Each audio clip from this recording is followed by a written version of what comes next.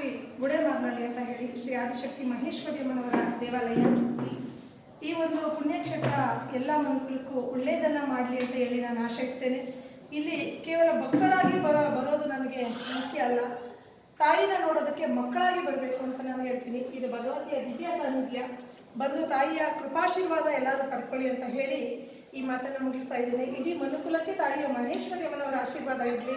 ತಾಯಿ ಮಹೇಶ್ವರಿ ಅಮ್ಮ ಸರ್ವರನ್ನ ರಕ್ಷಣೆ ಮಾಡಲಿ ಅಂತ ಹೇಳ್ತೇನೆ. ಎಲ್ಲರಿಗೂ ನಮಸ್ತೆ. ನಮಸ್ತೆ. ಇದು ತಮ್ಮ ಹೆಸರು ಮೇಡಮ್? ಶ್ರೀ ಭವ್ಯ ತಾಯಮ್ಮ ಅಂತ ಹೇಳಿ ಹೆಸರು.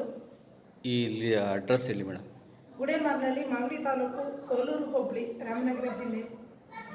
ಈ ಒಂದು ಪುಣ್ಯಕ್ಷೇತ್ರ ಅಂತ ಹೇಳಿದ್ರೆ ಶ್ರೀ ಆದಿಶಕ್ತಿ ಮಹೇಶ್ವರಿ ಅಮ್ಮನವರ ದೇವಾಲಯ. ಈ ಒಂದು ಶಕ್ತಿಪೀಠಕ್ಕೆ ಇವರು ಕೂಡ ಸಂಸ್ಥಾಪಕರು ಅಂತಲೇ ನಾನು ಹೇಳಬೇಕು. ಯಾಕಂದರೆ ಈ ಒಂದು ಪುಣ್ಯಕ್ಷೇತ್ರಕ್ಕೆ ನಾನು ಬಂದಾಗ, ಸ್ವಾಮಿ ನಾನಿಲ್ಲಿ ಒಂದು ದೇವಾಲಯ ಕಟ್ಟಬೇಕು ಅಂತ ಇದ್ದೀನಿ ಅಂತ ಹೇಳಿದಾಗ, ಚಿಂತೆ ಮಾಡಬೇಡಿ ಅಮ್ಮವ್ರೆ, ಏನೇ ಆದ್ರೂ ನಾನು ನಿಮ್ಮ ಜೊತೆಲಿ ಇರ್ತೀನಿ ಅಂತ ಹೇಳಿ ನನಗೆ ತುಂಬ ಸಹಕರಿಸಿದವರು. ನನ್ನ ತಂದೆ ಸಮಾನ ಅಂತಲೇ ನಾನು ಹೇಳಲಿಕ್ಕೆ ಇಷ್ಟಪಡ್ತೀನಿ.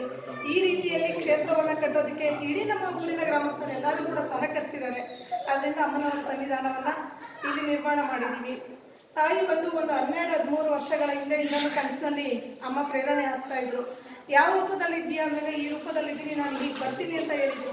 ಮತ್ತೆ ಮನುಕುಲಕ್ಕೆ ಯಾವ ರೀತಿಯಲ್ಲಿ ಒಳ್ಳೆಯದನ್ನು ಮಾಡ್ತೀರಾ? ಯಾಕಂದ್ರೆ ಈಗ ನೋಡಿದ್ದೀರಾ ನೀವು, ದೇವಾಲಯ ಅಂತ ಹೇಳಿದ್ರೆ ದೇವಾಲಯದಲ್ಲಿ ಒಂದು ಕುಂಕುಮಾರ್ಚನೆಗೂ ಟಿಕೆಟ್, ಪ್ರತಿಯೊಂದಕ್ಕೂ ಟಿಕೆಟ್, ಆ ರೀತಿಯಲ್ಲಿ ಆಗ್ಬಿಟ್ಟಿದೆ. ಆ ಥರ ಮಾಡ್ಲಿಕ್ಕೆ ನನಗೆ ಮನಸ್ಸು ಒಪ್ಪೋದಿಲ್ಲ. ಯಾಕಂದ್ರೆ ಇಲ್ಲಿ ಬರೋರು ತಾಯಿ ಮಕ್ಕಳ ನಂಟು. ಆದ್ರಿಂದ ಹೇಗೆ ನಡೆಸಬೇಕು ಅಂತ ಕೇಳಿದಾಗ, ಯಾರೇ ಭಕ್ತ ವೃಂದದವರು ಬಂದರೂ ಸಹಿತ, ಅಂದ್ರೆ ಮಕ್ಕಳು ಬಂದ್ರೆ ಅವರ ಚಕ್ಷುರ್ಮತಿ ಕಣ್ಣುರೇಖೆಯನ್ನ ನೋಡಿ ಅವರ ಭವಿಷ್ಯವನ್ನ ಹೇಳುವಂತಹ ದೇವತೆಯಾಗಿ ಬರ್ತೀನಿ ಅಂತ ಹೇಳಿದ್ರು.